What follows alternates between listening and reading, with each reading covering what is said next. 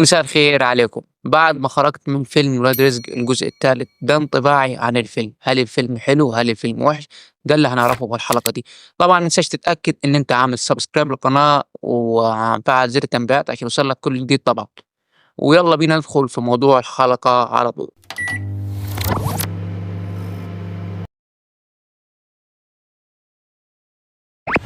فيلم ولاد رزق الجزء الثالث بطولة أحمد عز، عمرو يوسف، كريم قاسم، آسر ياسين، والإضافة الجديدة علي صبحي، سيد رجب، محمد لطفي، ونجوم كتير جدا. والفيلم إخراج طارق العريان وتأليف صلاح الجهيني. الفيلم عجبني ولا لا؟ باختصار يعني بصراحة أنا كنت داخل الفيلم ده في انطباعي كده إن أنا حاجات ابتكارات جديدة، حاجات زي ما كان بيقولوا عليها إن فيلم معمول ببادجت كبير جدًا، يعني أغلى بادجت في الوطن العربي كله. ما فيش فيلم اتكلف في الوطن العربي كله، في مصر وفي الوطن العربي كله فيلم ولاد رزق، يعني حوالي 800 مليون. يعني ما اعرفش انا الرقم اللي بيتقال ده 800 مليون او 700 مليون، مش عارف دولار ولا مصري يعني، بس الفيلم مصروف عليه كتير جدا. فانا انطباعي ان انا شايف الفيلم هيكون حاجه كده، حاجه عظمه كده ما حصلتش في الافلام المصريه او افلام في الوطن العربي كله، حاجه ما حصلتش. فأنا دخلت الفيلم وحقيقي يعني أنا انصدمت، يعني حسيت إن أنا مصدوم. يعني الفيلم كان الحاجة واصلة معايا لغاية كده، وصلت كده.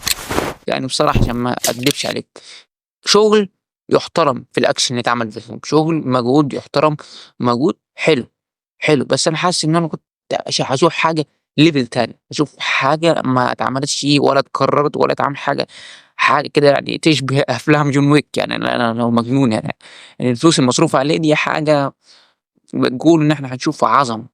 لكن اللي أنا دخلت شُفته فيلم حلو، أكشن محترم، معمول كويس جدًا، متنفّذ حلو. بصراحة أحييهم على الحاجة، حتى يعني ما وصلوش لكده، لكن فضلوا محافظين على الحتّة دي، إن هو الفيلم لأ حلو وهننبسط وخروجة عيد، خروجة لذيذة جدًا. الفيلم بصراحة في الأكشن اللي اتعمل معمول بشغل حلو جدًا ومتنفّذ صح. احنا 4 اخوات، انا وربيع ورمضان ورجب. تعبنا اول لما نمسك قرش وترزق ان احنا نبطل. شُفت مشاهد أكشن حلوة محترمة بتنفّذ بتكنيك حلو. الفيلم بصراحة لأ، الفيلم حلو، أنت هتدخل مبسوط تنبسط، مش هتخرج شايل من الفيلم أو الفيلم وِحِش لأ ومتصدّق لأ، الفيلم رواني. بس أنا كنت معلّي سقف طموحاتي جدًا للسما.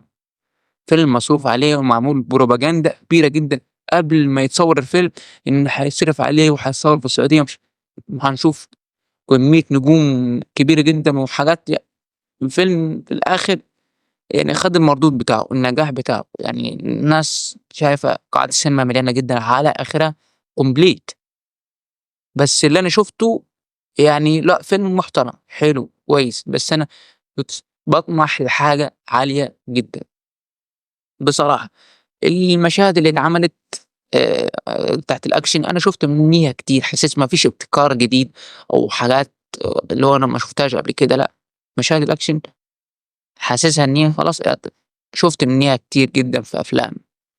والأكشن بصراحة كان معمول من المُخرج طارق العريان حلو. يعني ومشاهد الكوميديا بصراحة في تعقيب عندي في الحتّة دي. الإيحاءات كتيرة جدًا في الفيلم، يعني ده فيلم مش للعائلة خالص، لو أنت مقرر تاخد عيلتك لأ، فيلم فيه إيحاءات كتير جدًا. أنا بالنسبة لي ده أرخص نوع إن أنت تعمل كوميدي عن طريق الإيحاءات الجنسية.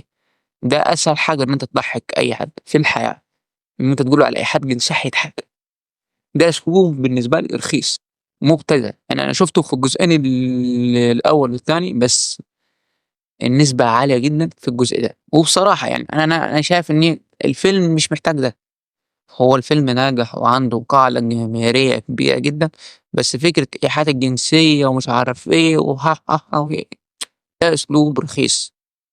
المؤلف صلاح الجهيني اختار طريق أو سكة في الكوميديا، طريقة مبتذلة، أسهل طريق إن أنت تضحّك عن طريق الحتّة دي. أنت ما تعبتش وإن أنت تعمل مشاهد كوميدية حلوة بس بدون ابتذال، بس كان أنت زوّدت العيار بطريقة كبيرة جدًا في الجزء ده. الفيلم ناجح بس حسّيت إن الفيلم كنت منتظر منّه حاجة أعلى من كده. الفيلم حلو، ما اقدرش أنكر، انبسطت وارجوت سينما فيلم حلو. ولاد رزق برضه محافظ على نفس الريتم او نفس المستوى بتاعه، ما قلش. حسيت ان الجزء ده علّى شويه حته التويست اللي في اخر الفيلم، يعني الكليف هانجر اللي معموله في اخر الفيلم دي هي اقوى كليف هانجر عن الجزئين اللي فاتوا. الكليف هانجر الاخيره دي قويه جدا، والحبكه متماسكه بصراحه.